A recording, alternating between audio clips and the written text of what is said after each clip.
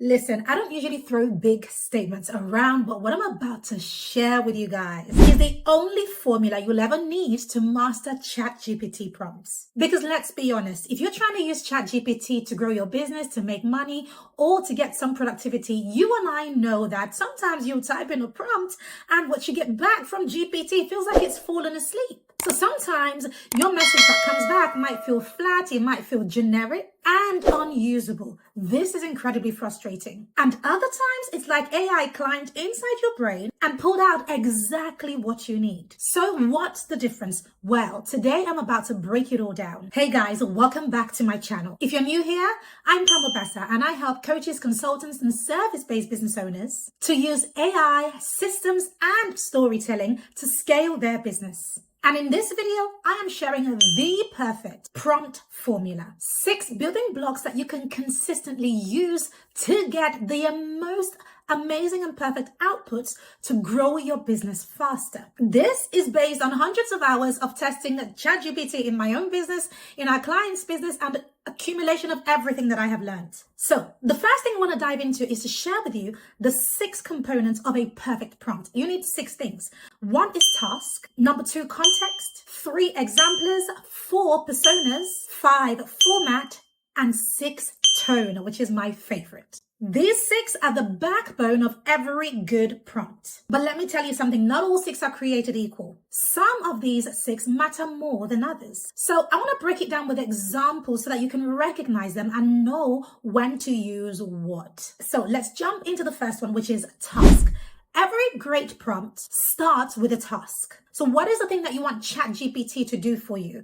Now, obviously, if you're on this channel, you're here trying to make more money. You are trying to get more productivity. You're just trying to do things in a better way. So with this, I like to start with a verb. I want you to think about this like giving AI very clear instructions. So some verbs that I use, when I'm trying to create amazing copy or write email or generate products that make money online are verbs such as write or generate, create, summarize, analyze, those types of verbs. So here's an example of what I would call a bad prompt or an incomplete prompt. So let's say you want to create a bunch of sales emails, for example, and you pop into ChatGPT, email, please. This is a terrible prompt. You can see even ChatGPT is a little bit tired of this and it's even giving you ideas. It's saying, email please, an overview of climate change, or email please, ideas for a weekend getaway, email please, some great book recommendations this year. So ChatGPT, what it's saying to us is, this is an incomplete prompt. So we're not going to use that. A better prompt, however, is this. Write me a 3 email nurture sequence to sell a $7 membership to new leads who just downloaded my free checklist. Look how loaded that is. Now, if I hit enter, in fact, let me do the first one. Email, please, right? Let's see what comes up and then I'll do the next one, right? So ChatGPT, when I said email, please, isn't even giving me anything. It's asking me more questions. It's saying, well, what the heck do you want me to do, Pam? Do you want a sales email, a newsletter, a nurture email? Now, what it's asking is be specific. So let's go back to the right type of prompt, which is write me a 3 nurture sequence to sell a $7 membership to new leads who just downloaded my checklist. So boom, if I hit enter, it will give me something better. But there is something that is still missing from this prompt. What I haven't done in this specific prompt is I haven't told it exactly what lead magnet they downloaded. Now, if you want ChatGPT to become like another team member, you're going to have to be uber specific. So let me modify this. Write me a 3 email nurture sequence to sell a $7 membership to new leads who just downloaded my free checklist on blank, right? So my free checklist on AI prompts, for example. Now, if I hit enter, it's going to go to work, right? It's going to be the bee's knees. And as you can see, now I have something very, very specific. Not only is it writing my email nurture sequence, but it's added the product in there for me and it's made my job so much easier. So that's number 1, task. Your task is very important. The second thing you want to look at or add to this prompt is the context. This is the secret sauce and where most entrepreneurs mess up. So most people mess up by giving AI too little context, such as write a sales page, and a lot of people are guilty of this, they give AI way too much context. For example, write me a 3-page essay. So here's a framework that I like to think about when it comes to context for the prompt. The first thing is, who is my audience? Number two, what outcome do they want? And number three, what limits or boundaries exist? So let me type out a quick prompt that includes an amazing bit of context to give you an example. So let's say I'm creating a product, to help busy moms create digital products. Here is an example of a prompt that I might use. So it's full of context. It says, I help busy moms who want to start side hustles. Write me a 5-step action plan to create their first $1,000 digital product. Keep it simple. Each step must take less than 2 hours. Do you see how clear that context is? Now, if I hit enter, boom, it's going to deliver something that is close to me having a product. Now, being who I am, and of course, the amount of experience that I have, I wouldn't use a product just like that, like it's delivered to me here. But this is a great starting point for me to then begin to flesh out a product that I could put to market and make money from today. So number three, the third thing you need are examplers. Examplers is like your AI superpower. Examplers really means examples. AI works better when you show it how you want it to behave. So here's an example. Instead of saying something along the lines of, write me a Facebook post to sell my course. I mean, it's AI, right? It can do that. But how do we make it better? How do we give it even better output? Here is what to do instead. So let me delete this and paste in what I've already created. Instead, you might say something like, here's an example of a post I wrote that got high engagement. You paste the post in.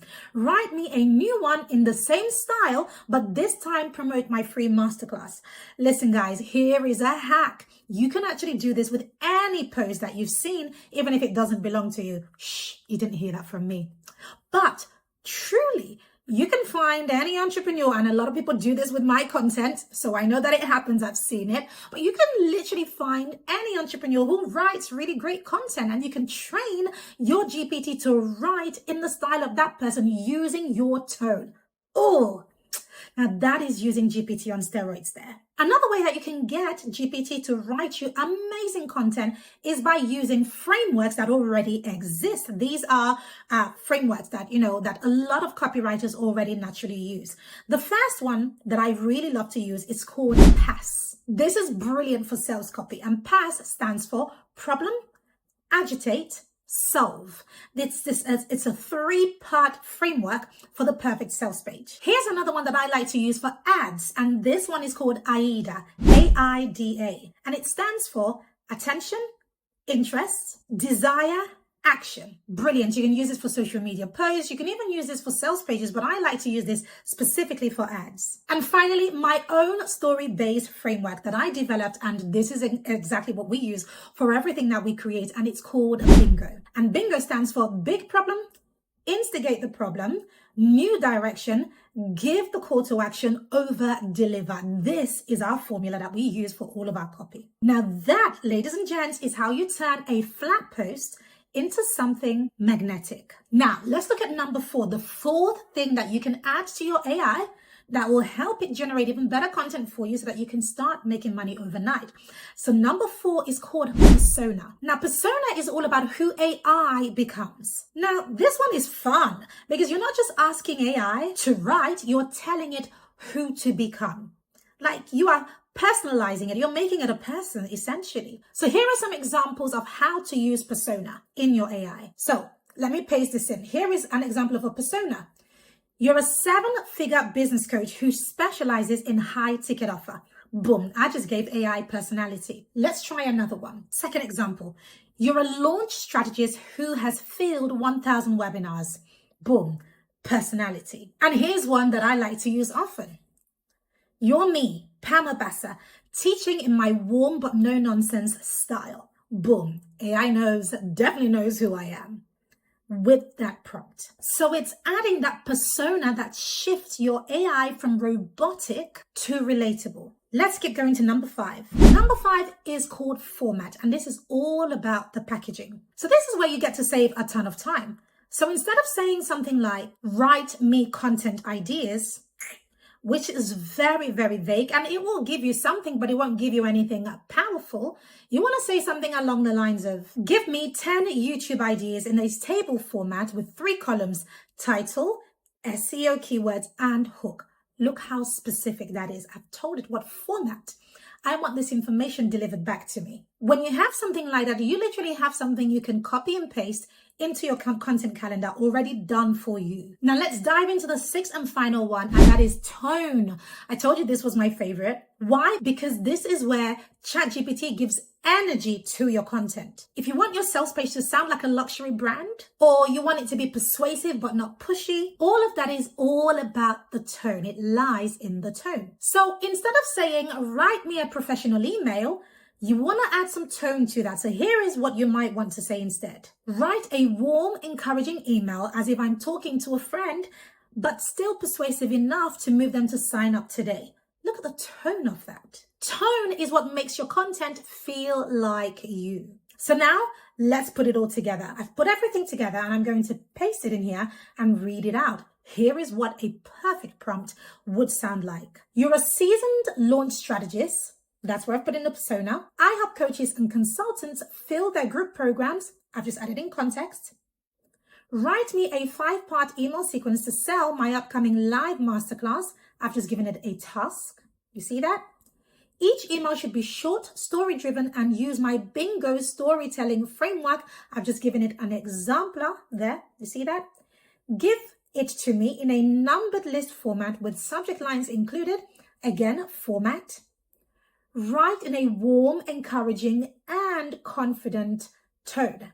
And finally, I just added tone. Now that is a perfect prompt. Now imagine having what I've just created as a perfect prompt compared to something like, write me an email to promote my webinar. Do you see the difference?